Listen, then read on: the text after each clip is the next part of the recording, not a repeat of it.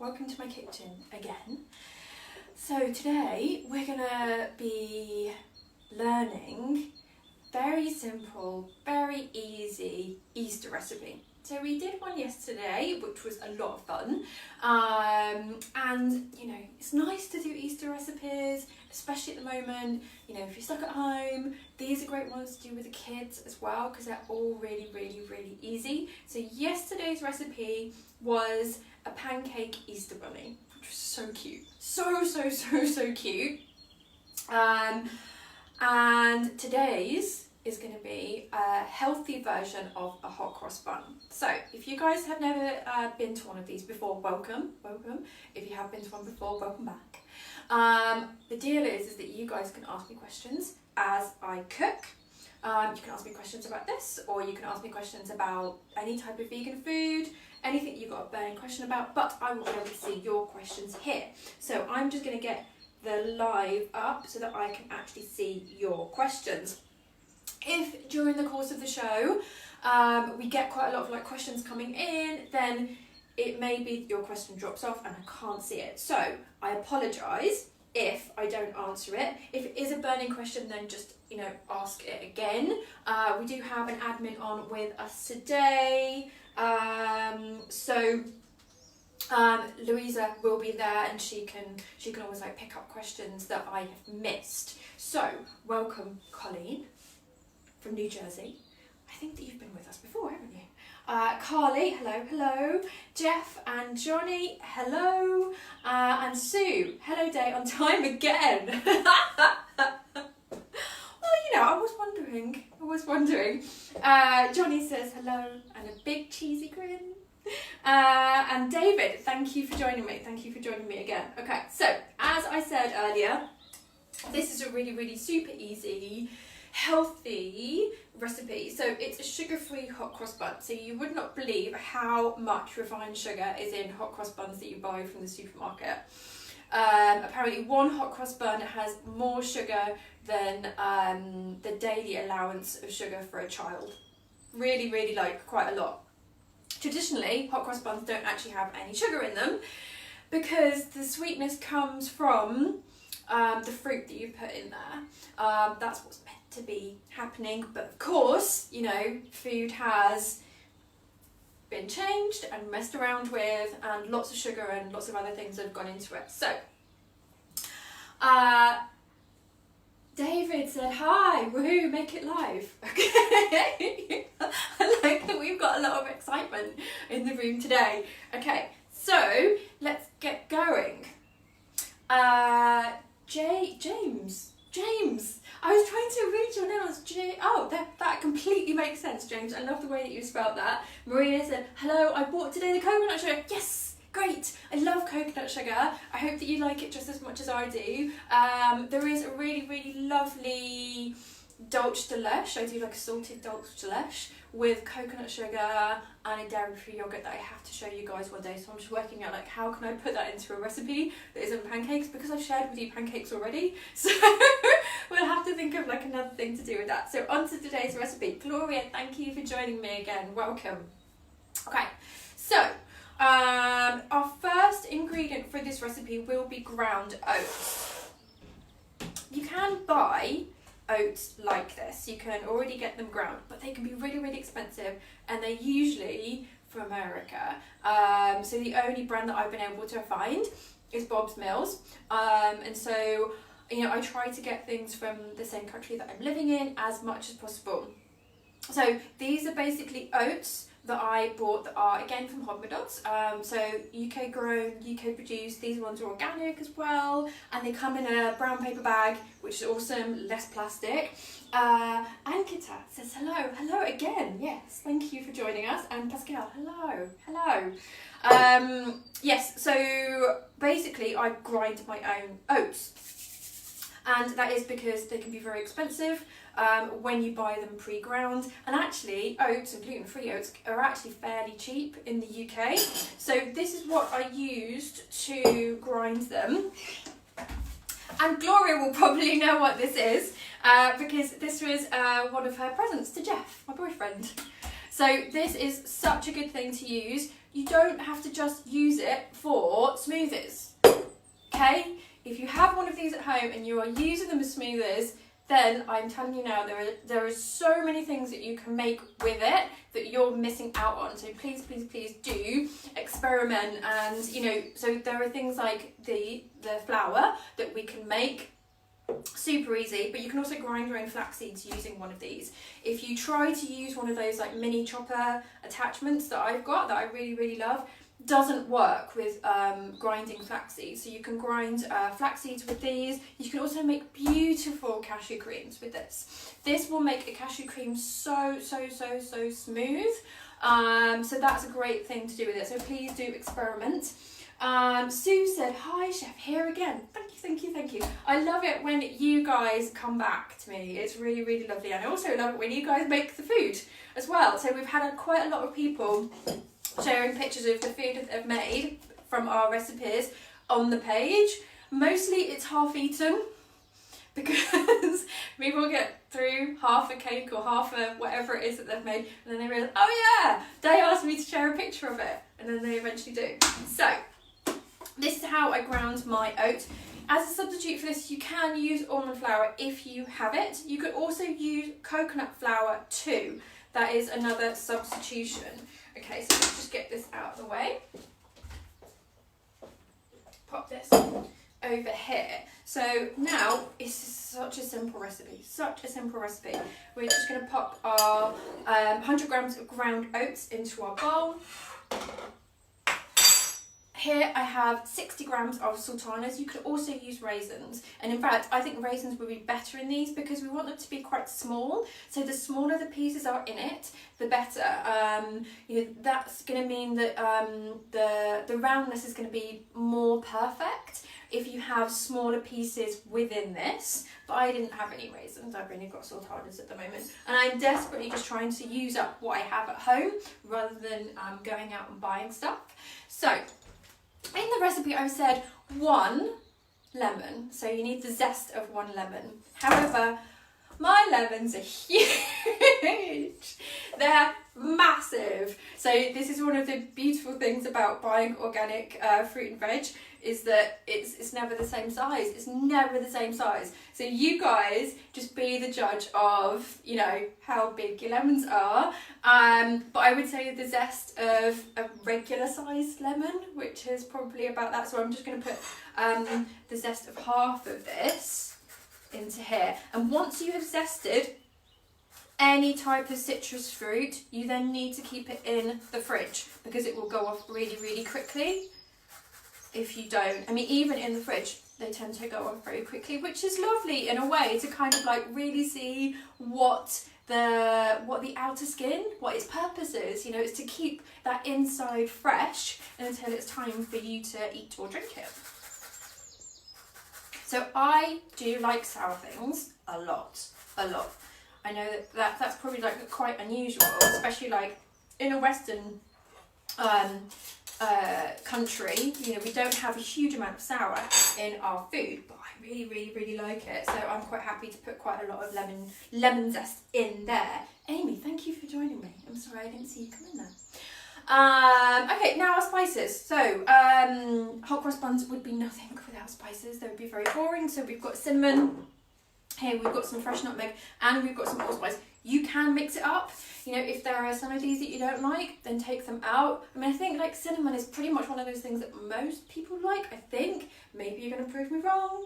You might prove me wrong. But you know, some people don't really like nutmeg or allspice, but you can mix it up. You can put ginger in it. You know, any of those other kind of like sweet spices, just pop those in. Okay. So I'm going to put 1 teaspoon of cinnamon in here. Colleen said, can I use mixed spice? Yes, you can use mixed spice, but importantly, this is one of the most beautiful, confusing things about food. You can use mixed spice, but you can't use allspice. So allspice is actually a berry, and it's much more kind of like for savoury food. You know, it's much more kind of like peppery. So mixed spice is fine. Tim said this is great because all supermarkets HCB? Have milk in, apart from the Co-op, but hard to find. What's HCB? Am I being really dumb about that? Tim, let me know. Or maybe it's just autocorrect. I don't know. Sometimes it happens. Robert, thank you for joining me. Okay, so 1 teaspoon of cinnamon in here. Now, I think I've mentioned to you guys before that I really like to get spices into my diet whatever way I can. And I think particularly at the moment, that's quite important because spices have such great antibacterial properties, anti-inflammatory properties, and so whichever way you can get them into your food is a really, really, really good thing. Oh, hot cross buns! I told you. I'm so glad that you guys are here to help me out with these things.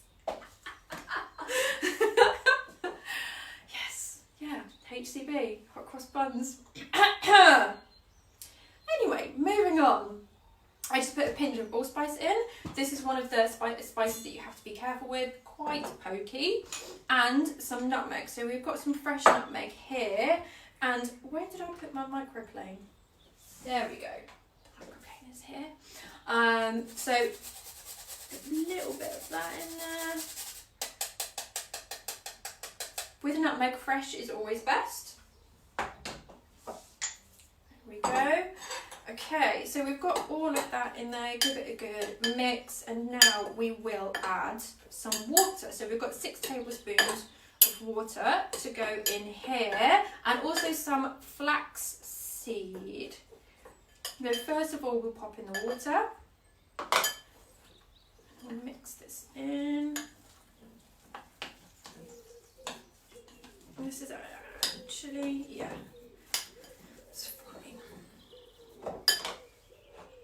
So this is 2 tablespoons of ground flaxseed. Lara, thank you for joining us again. And Christine says, Happy Easter. Happy Easter. Sue says, oh no, I've frozen. Have I? How am I for everyone else? Tell me. Maybe it's just an issue that Sue's got, hopefully. See, on my screen I'm okay. Hopefully I'll come back in a moment, Sue. Sorry about that. There's no flour. No, there's no flour. No flour. Okay, so 2 tablespoons of ground flax. Oh, there we go. So this is the ground flaxseed. Okay, so I think Gloria said no because I think that means that I'm not frozen for you guys, which is very, very good. Ben, thank you for joining us. David said I'm good here. Johnny said you're okay for me. Brilliant. And Roxana, awesome. Christine said not frozen here. Brilliant. Okay, so sorry Sue, hopefully I've unfroze. So this is the flaxseed that I've used. It's already ground. And you know, it says on there milled, which is essentially means that it's ground. So that's what we just popped in. So that's really, really going to help like bring it all together and make sure it kind of like sticks all together, because that's what flaxseed can do. Also, it's really, really healthy for you. Okay, so now this is going to seem like quite dry at the moment, but now we're going to be adding some apple. So the apple is going to add a natural sweetness. So with this recipe, I said that, you know, it doesn't have any sugar in it. So it has natural sugar in it, but it doesn't have any refined sugar in it. Doesn't even have any coconut sugar in it, which you guys know I'm a really big fan of. So yeah, big step for me. Big step for me. But it doesn't need it. It really doesn't need it. Okay, so we've got our apple here. Oh, Sue said mine froze too and I had to refresh to get it back. Okay, that's a great tip. Thank you. So if anybody else has that problem in the future, then I know what to say, to suggest. Deborah said, sorry, I missed that. Was the flax you added dry or soaked in water? Just dry. I just added that without adding any water to it. And Sue Riley said she's back. Good. And Alison has joined, and Johnny, would chia work just as well if you're out of flax seed? Yes, but I would say grind it. Grind the flax seed. Okay. Sorry, grind the chia seed. Grind the chia seed. Okay. Right, okay. So, I said in this recipe, 1 apple. My apples are tiny. Again, one of the beautiful things about ordering organic food is that it's varying sizes throughout the year. So that means that I would need about 2 or 2.5 small apples. Natalia said, we can use applesauce in place of apple. That might be a bit too wet. You might be okay, but I mean, you're going to be adding the sweetness anyway. And that's so I would say yes, but you might just need to bake it for a bit longer. So try that. Will the recipe work without the sultanas? I have everything else on hand but those. Yes, it will. It's just that is dried fruit is one of the things that we associate with hot cross buns. So, but if you're okay without having that, then that's absolutely fine. If you do have anything like dates, you could chop them up and pop them in. But, you know, really don't worry. It's still going to taste nice. Maybe you should add a bit more of the apple just for that sweetness. Ankita said, can we replace apple with anything? Maybe dates. Yeah, dates is a really, really good option. Karen joined. Hello, Karen. And Natalia said, thank you. Thank you. I don't know what I did, but okay. Okay, so I'm gonna grate this apple into here, but I've got a bit off to the side. And just to say as well, I've got some white nectarine at the moment. So white nectarines are lovely, really, really lovely. You can use this too. You can use pear as well. Pears are in season now as well, so you can use those. Any fruit like that will do. I'm not going to peel it. As I said, these are organic, so I don't have to peel it. So one small apple or half a regular size apple. And this is going to add the wetness, because at the moment the mixture is very, very thick and very dry. And we need to add some moistness, but we're adding moistness, but what we're doing is we're also adding a healthy version of sweetness. That's what we're doing. So we're making it sweeter, but we're not making it any less healthy, basically, which is what this recipe is about. It's also about being able to make special occasion things, but really, really easily and really quickly. Because I don't know if you guys have ever made hot cross buns, you know, actual hot cross buns, but they're a pain. They're a pain. Like, you have to commit to that. Like, you really do have to commit, like, at least half a day to making hot cross buns. Okay, so I am getting my hands involved. I really like doing this. I think it's really fun and it reminds me of being a kid. Which, admittedly, I haven't really stopped doing.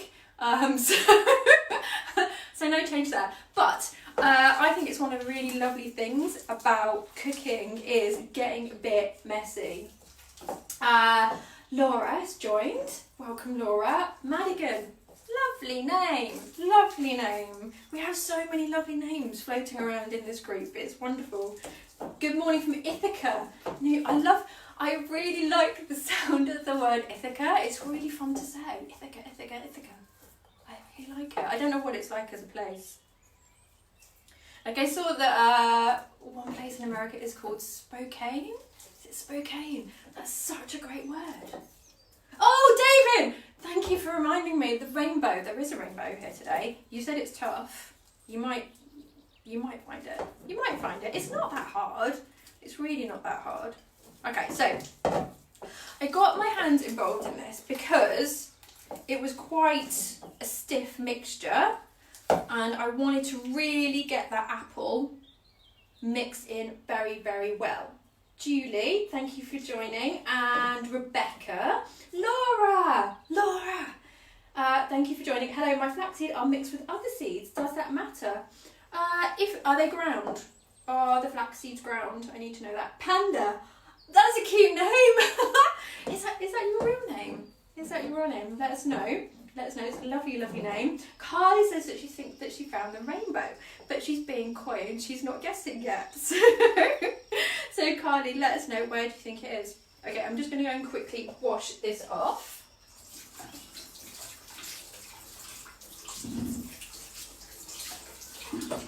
So that mixture is sticky, so that's what we want, because that's what's going to like hold it all together. So sticky is good, but of course it makes it quite difficult for us when we're trying to shape them. And particularly with this recipe, we want to shape them into a nice hot cross bun shape so that people actually know what they are, rather than them looking like something weird and different. Carly said on the bananas. Yes, well done, Carly. You have found the rainbow for today. It is in the bananas, which I thought was like quite a good place for it to be. David said shush. Okay. And Laura said loving this. Yes, they are all ground. Okay, what if they're ground? Then I think you should be fine. But yeah, so I think, give it a go and see how it goes. Do report back as well. Always love to hear how your recipes turn out and if you had any problems, because I can always help with troubleshooting as well. Okay, so I have my bowl of water here, and this is going to help me mould these into some nice round shapes. So you can see they come up really nice and round. And if I hadn't dipped my hands in water, they just wouldn't be as smooth as that at all. Okay, so you just have to dip your hands in the water after every 2, I would say. Okay. And so this mixture will make about 12 mini hot cross buns. And the other day I made mini carrot cake mini muffins. That was it. And somebody in the group said, I bet they're going to be really easy to eat really quickly. Oh my god, were they? They didn't make it to the next day. No. Sam, thank you for joining us. Thank you for joining us. So, I don't know if I can just like describe to you guys like the actual kind of like rolling method. So, I've wet my hands, but I'm just trying to make sure that they're not too wet. So there we go.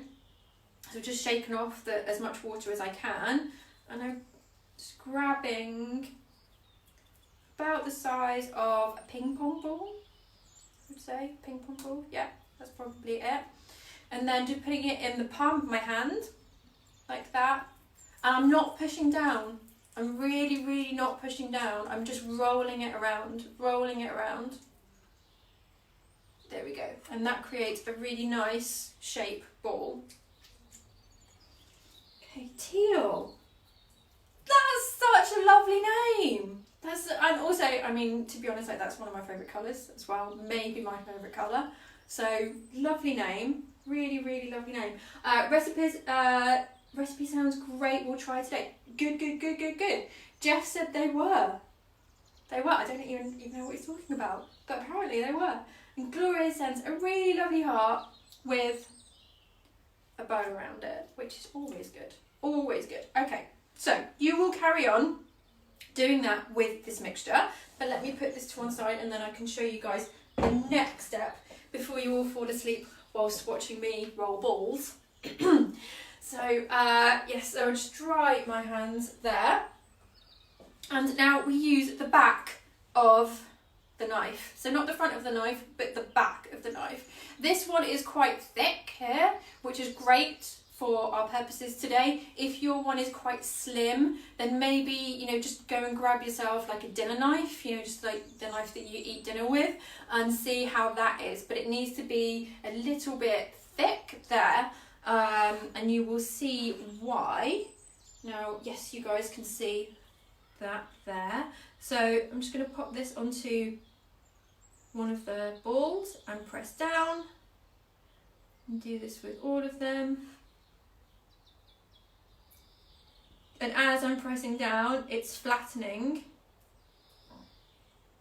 the hot cross bun, and it's making them look more like hot cross buns, essentially. That's what we want, that's what the plan is. And this will give you a recess to put your white stripe. There we go. So, there we go. Almost done. There. Okay, and to make our white stripe, we are going to use either a bit of apple, or the nectarine that I have, or some pear.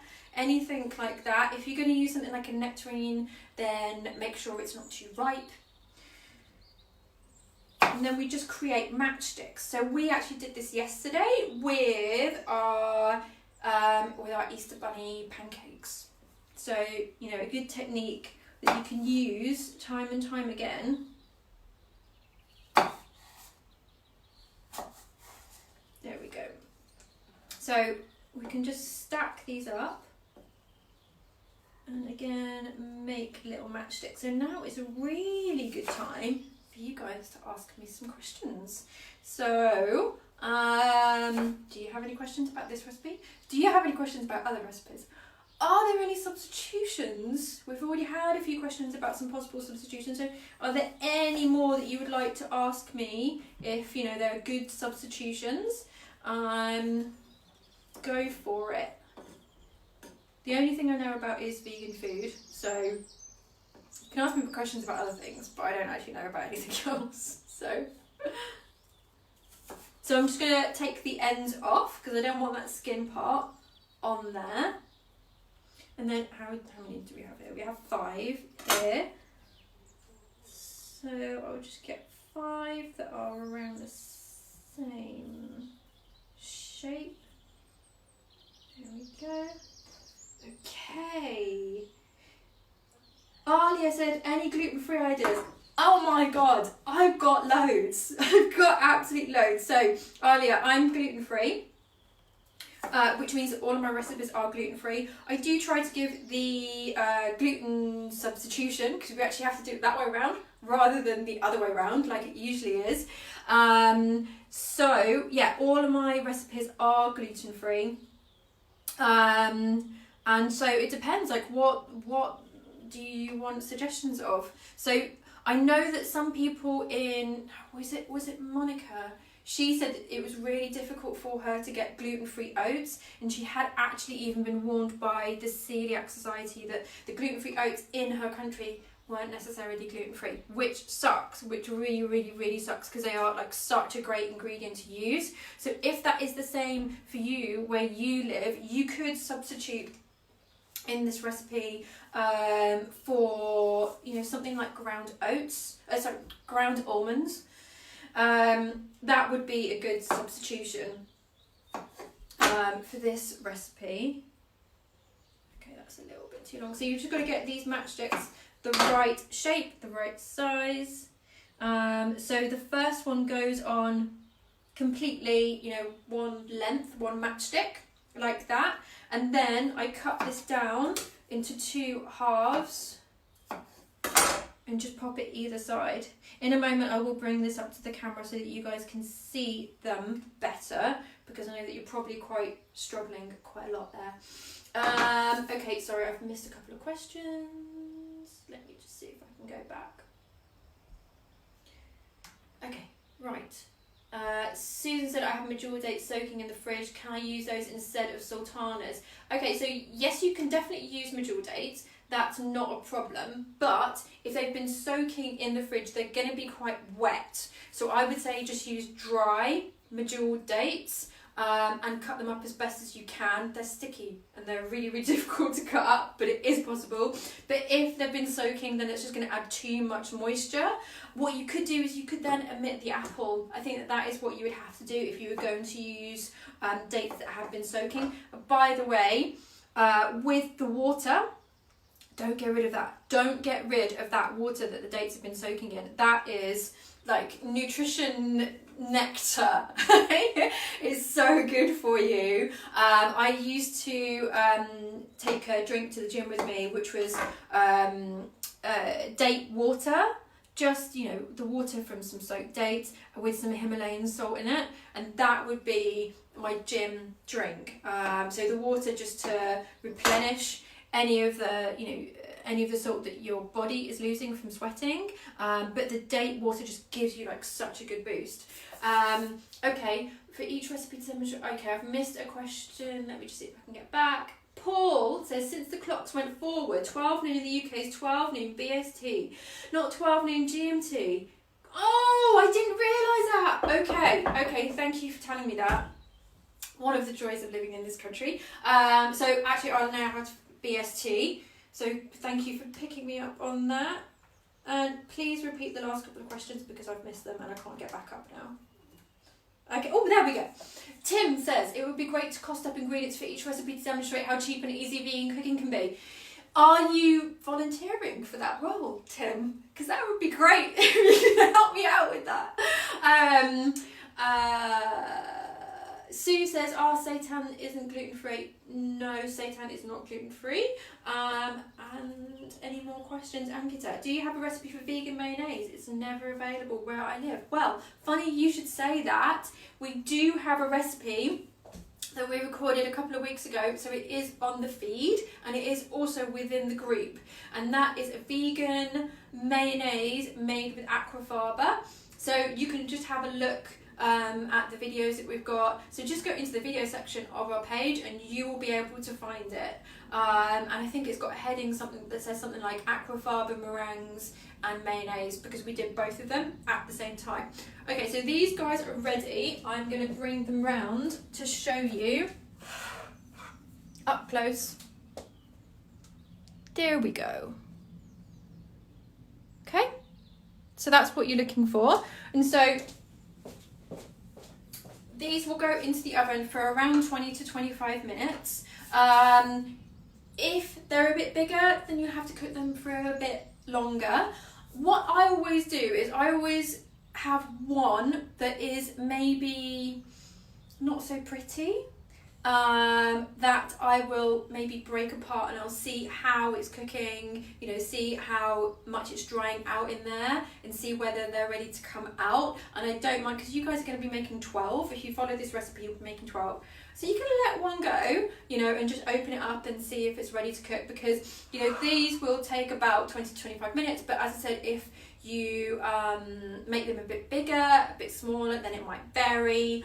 If you add a bit more apple into it, or if you do something like adding the soaked dates into it, then of course that's going to change the mixture and it might be a bit more wet. So just see if you can check it by sacrificing one of them, you know, and just see how it's going on in there. So pop these into the oven and it is about 200 degrees Celsius. So we have these lovely things that you may have seen in the picture, which I made earlier today. So I'll bring these over to you. Oh, one of these, so you can see that and how cute that is. And so, you know, with this style of cooking, this is, you know, taking something that is a very kind of like traditional recipe and really making a kind of like health version of it. So it isn't going to be an absolute replica of the original. It's taking all the various parts of it and, you know, recreating it in a healthier way without any refined sugar. And it's super easy. It's really, really super easy. And they're really cute. They're really cute. I don't know what it is, but I just like have this thing about like tiny food. Tiny food, just like, it makes my heart sing. It's just absolutely adorable. So thank you for joining me today. Please do ask me any questions that you have. I hope that you've seen how easy this recipe is, and also how we can take food that can be processed and can be quite unhealthy for us, but we can really make healthier versions of it and still have these treats and fun things in our lives. You know, we don't have to just, you know, eat quinoa salads to be healthy. Anyway, thank you for joining me. I will see you once again here tomorrow at midday. You have a lovely day.